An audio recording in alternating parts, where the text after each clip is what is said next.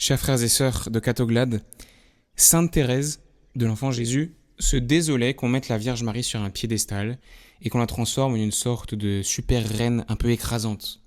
Dans ses derniers entretiens avant de mourir, elle a même dit « Bien sûr que la Vierge est reine du ciel et de la terre, mais elle est plus mère que reine. » Alors, en contemplant aujourd'hui Marie montée au ciel en son âme et en son corps, eh bien on pourrait être tenté justement de la mettre sur un piédestal, d'interpréter cette glorification qu'elle reçoit aujourd'hui dans cette fête de l'Assomption comme un signe qu'elle est loin de nous et de notre condition de pauvres pécheurs marqués par la faiblesse ici-bas. C'est donc la grande question que je vous propose de nous poser dans notre méditation à l'occasion de cette solennité de l'Assomption. L'Assomption de Marie l'éloigne-t-elle de nous ? On pourrait avoir cette impression parce qu'elle monte au ciel, elle quitte la terre, elle rentre avec son corps dans une dimension qui ne nous est pas encore accessible, l'éternité, le fait de vivre en présence de Dieu et de contempler le Seigneur.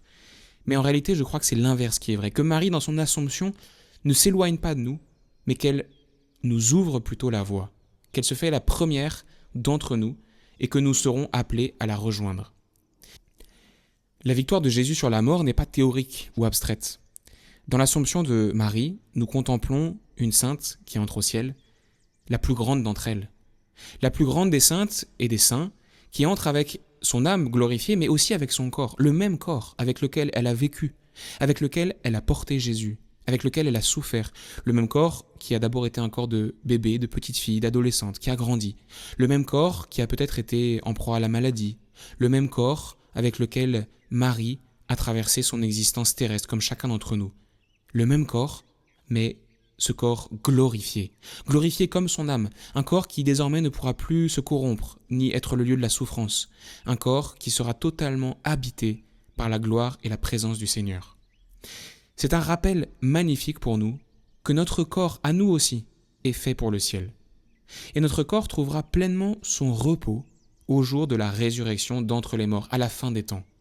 Marie nous montre cette voie, et elle nous montre en étant comme une icône de cette promesse de repos éternel que Dieu nous fait à nous aussi, que nous sommes appelés à trouver le repos éternel avec non seulement notre âme, mais aussi notre corps. Et donc, cela signifie que Marie, dans l'Assomption, n'est pas une sorte d'icône qui s'éloigne de la terre et qui devient de plus en plus lointaine de nos réalités quotidiennes, mais plutôt qu'elle devient un modèle à imiter. D'ailleurs, c'est cohérent avec ce que nous enseigne Sainte Thérèse. Si Marie est plus mère que reine, eh bien je peux chercher à l'imiter, comme un enfant imite sa mère. C'est vrai que je ne peux pas imiter son immaculée conception. Je ne peux pas, malheureusement, cesser de pécher. Mais je peux imiter autre chose. Parce que Marie a porté Dieu en elle. À ce titre, les pères de l'Église font cette comparaison entre Marie et l'Arche d'Alliance. Cette arche qui, dans l'Ancien Testament, était le lieu de la présence de Dieu, et cette arche qui est montée à Jérusalem, sous le règne du roi David, de la même manière que Marie montera au ciel. Cette arche d'alliance aussi qui apparaît dans le ciel, comme nous le relate l'Apocalypse dans la deuxième lecture de cette messe de l'Assomption, au moment même où une femme couronnée d'étoiles fait elle aussi son apparition dans le ciel. Marie donc a accueilli Dieu en elle, et elle monte au ciel en son âme et en son corps, précisément parce que sa personne tout entière a été le lieu de la présence de Dieu pendant sa vie. Eh bien nous aussi, à la suite de Marie, nous sommes appelés à prendre conscience que nous sommes comme des arches d'alliance, où la divinité habite.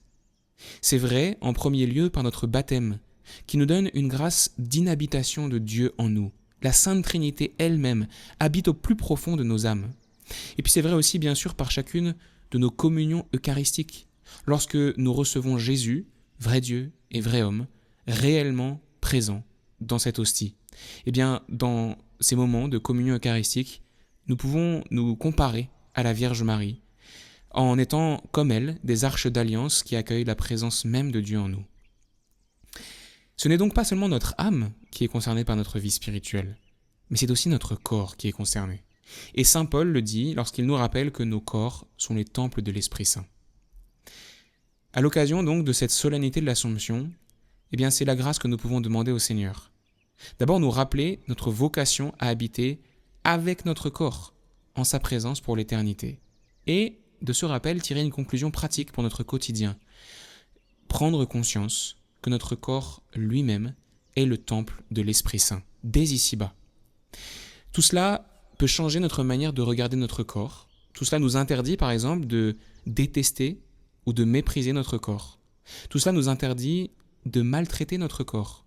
Tout cela nous interdit aussi de traiter notre corps comme un objet avec indifférence, en estimant que ce que nous faisons avec notre corps n'impacte pas notre personne tout entière. Tout cela aussi est un chemin de joie. Et pour conclure, je vous propose de méditer sur cette scène bien connue que nous avons entendue dans l'Évangile, lorsque Marie entre chez Élisabeth et que Élisabeth la salue. Marie sent Dieu, Jésus, le petit Jésus, tressailler en elle. Elle prend conscience de cette présence de Dieu en elle.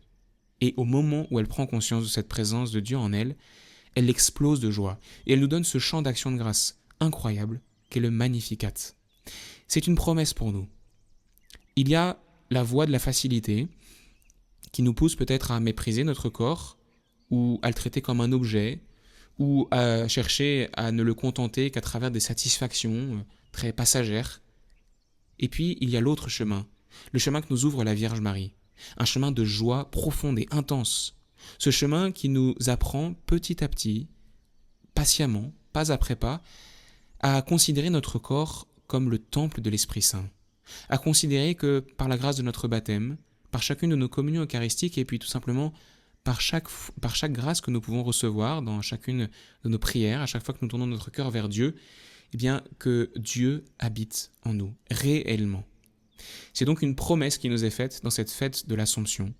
Si nous vivons en prenant conscience de la présence de Dieu en nous, jusque dans notre dimension corporelle, eh bien nous vivrons dans une joie immense. Alors, chers frères et sœurs, en attendant le jour bienheureux de la résurrection d'entre les morts, lorsque nous-mêmes nous récupérerons notre corps glorieux qui sera réuni avec notre âme, lorsque nous pourrons à nouveau nous serrer dans les bras les uns des autres, lorsque nous pourrons adorer Dieu avec non seulement toute notre âme, mais aussi tout notre corps, lorsque nous pourrons goûter les fruits de cette présence de Dieu dès ici-bas par la grâce dans nos cœurs, lorsque nous pourrons louer le Seigneur avec notre bouche, avec notre voix, eh bien en attendant ce jour bienheureux, empruntons, à la suite de Marie, ce chemin de joie profonde et intense, par lequel nous aimons notre corps, par lequel nous le traitons comme le temple de l'Esprit Saint, et par lequel, petit à petit, nous demandons au Seigneur de venir habiter en nous et déployer la puissance de sa grâce jusque dans notre dimension corporelle. Que Marie, qui ne s'éloigne pas de nous aujourd'hui par cette fête de l'Assomption, mais bien plutôt nous attire à elle, que Marie nous guide sur ce chemin, qu'elle nous guide sur ce chemin de la découverte de la vraie joie, la joie profonde, et qu'elle nous fasse découvrir que nous aussi, nous sommes à notre mesure, et comme elle, des arches d'alliance, lieu de la présence du Seigneur. Que nous puissions nous honorer nous-mêmes et nous honorer les uns les autres avec ce regard de foi. Amen.